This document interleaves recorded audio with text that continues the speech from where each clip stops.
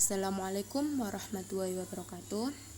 Kami dari kelompok 12 mata kuliah Hukum Sosiologi Islam akan mempresentasikan tentang sosiologi hukum Islam pada negara-negara muslim di dunia. Yang anggotanya Muhammad Ilham Aziz, Novia Astri, Nurul Fitria, dan Febri Pratama. Langsung saja penjelasannya. Penjelasan pertama yakni tentang kondisi hukum di negara-negara Islam. Kondisi hukum di negara-negara Islam. Proses kolaborasi dan akulturasi antara hukum Islam di beberapa negara Islam dengan hukum yang berkembang di Barat disadari atau tidak merupakan kenyataan empirik yang telah terjadi. Indikasi ini dapat dilihat dari beberapa produk perundang-undangan yang teraktualisasi di negara-negara Islam itu sendiri. Yang paling mencolok dalam hubungan negara-negara Islam dan Barat adalah pada bidang hukum publik serta transaksi sipil dan transaksi komersial. Hal demikian dikarenakan hukum-hukum sipil Islam tradisional belum sanggup melayani sistem perdagangan dan pembangunan ekonomi modern. Semenjak abad ke-19, hubungan akrab antara peradaban Islam dan peradaban Barat terjalin sedemikian kuatnya. Pengaruh Barat mulai menjamur di dunia Islam. Sebenarnya, ketika masa pertengahan, Islam masih sanggup menyesuaikan diri dengan tuntutan-tuntutan internal. Namun, semenjak abad ke-19, Islam mulai menghadapi tekanan dan mengalami situasi yang berbeda dengan abad pertengahan. Menilik implementasi hukum Islam pada masa tradisional yang meliputi semua aspek hukum Islam, maka hukum Islam dalam perundang-undangan dan peraturan-peraturan hukum yang diterapkan di negara-negara muslim modern juga harus memenuhi semua aspek, baik yang berkaitan dengan hukum privat atau perdata maupun hukum publik atau pidana. Hubungan-hubungan negara-negara Islam dan Barat. 1. Yang paling mencolok dalam hubungan negara-negara Islam dan Barat adalah pada bidang hukum publik serta transaksi sipil dan transaksi komersial. 2. Perbedaan yang mendasar antara hukum Islam dan hukum Barat adalah bahwa hukum Barat pada dasarnya bersifat sekuler, sedangkan hukum Islam pada dasarnya bersifat normatif religius. 3. Hal demikian dikarenakan hukum-hukum sipil Islam tradisional belum sanggup melayani sistem perdagangan dan pembangunan ekonomi modern. Baik, di sini saya akan melanjutkan presentasi bahwasanya menilik implementasi hukum Islam pada masa tradisional yang meliputi sebuah aspek hukum Islam, maka seyogianya hukum Islam dalam perundang-undangan peraturan-peraturan hukum yang diterapkan di negara-negara muslim modern juga harus memenuhi semua aspek, baik yang berkaitan dengan hukum privat, perdata, maupun hukum publik pidana. Namun, realita yang ada, tidak semua negara muslim mengimplementasikan kedua aspek hukum tersebut dalam perundang-undangan negara. Bahkan, mayoritas negara hanya menonjolkan hukum keluarga Islam dalam perundang-undangan mereka.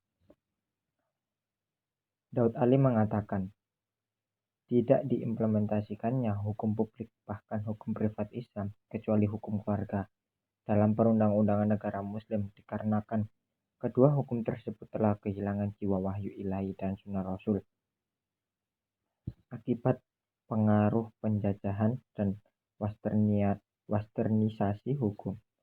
Hanya hukum keluarga yang masih bertahan dari pengaruh tersebut hingga saat ini. Sehingga wajar bila yang tampak saat ini undang-undang Islam yang berlaku di negara-negara muslim hanyalah berkaitan dengan hukum keluarga. Selanjutnya adalah perundang-undangan dan peraturan-peraturan hukum Islam yang diterapkan di berbagai negara. Pertama adalah Mesir.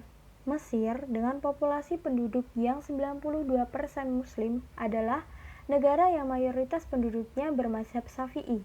Namun dahulu, ketika Mesir merupakan provinsi otonom dari Kekhalifahan Utsmaniyah, sistem hukum yang diterapkan adalah sistem hukum Hanafi.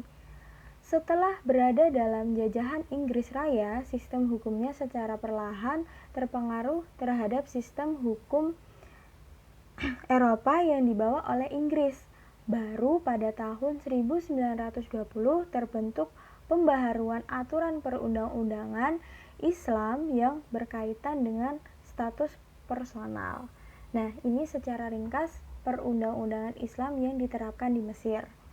Yang kedua adalah Aljazair. Aljazair merupakan negara Islam yang populasi muslimnya mencapai 99%. Negara ini terletak di utara Afrika dengan berbahasa resmi Arab dan Prancis.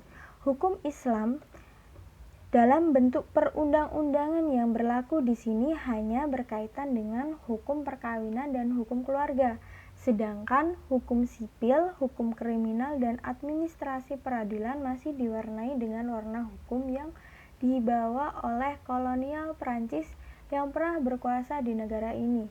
Secara umum, hukum Islam yang menjadi perundang-undangan di negara ini diadopsi dari fikih Maliki yang merupakan mazhab terbesar penganutnya di negara ini. Dan yang ketiga adalah Afghanistan. Afghanistan merupakan negara muslim yang menerapkan hukum Islam sebagai sistem hukum satu-satunya dalam negara. Syariah merupakan sandaran utama dalam undang-undang dasarnya. Semua peraturan perundang-undangan yang ada tidak boleh keluar dari koridor syariah. Sistem hukum yang diterapkan dalam negara ini berpatokan pada fikih Hanafi sebagai mazhab resmi negara. Dan yang selanjutnya ialah perundang-undangan dan peraturan-peraturan hukum Islam yang diterapkan di negara Malaysia. Peraturan perundang-undangan Islam yang diterapkan di Malaysia dan negara-negara bagiannya merupakan kombinasi dari penerapan adat istiadat Melayu yang sesuai dengan syariat Islam. Di antara peraturan perundang-undangan Islam yang ada di tingkat federal Malaysia adalah Undang-Undang Keluarga Islam atau The Islamic Family Law tahun 1984. Dan yang terakhir ialah kesimpulan. Dari pemaparan di atas, dapat ditarik kesimpulan bahwa implementasi hukum Islam dalam bentuk perundang-undangan di negara muslim sebagian besar hanya yang berkenaan dengan hukum keluarga ataupun hukum personal.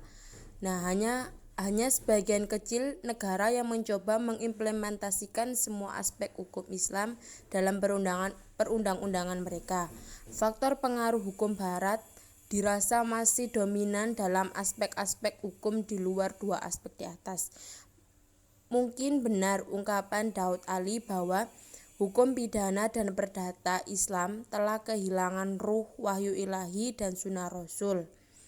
Kalau itu benar, maka tugas kitalah mengupayakan agar ruh itu hidup kembali. Itu tadi pemaparan dari kelompok kami tentang sosiologi hukum Islam pada negara-negara muslim di dunia. Cukup sekian dari kelompok kami, kurang lebihnya kami mohon maaf. Terima kasih. Assalamualaikum warahmatullahi wabarakatuh.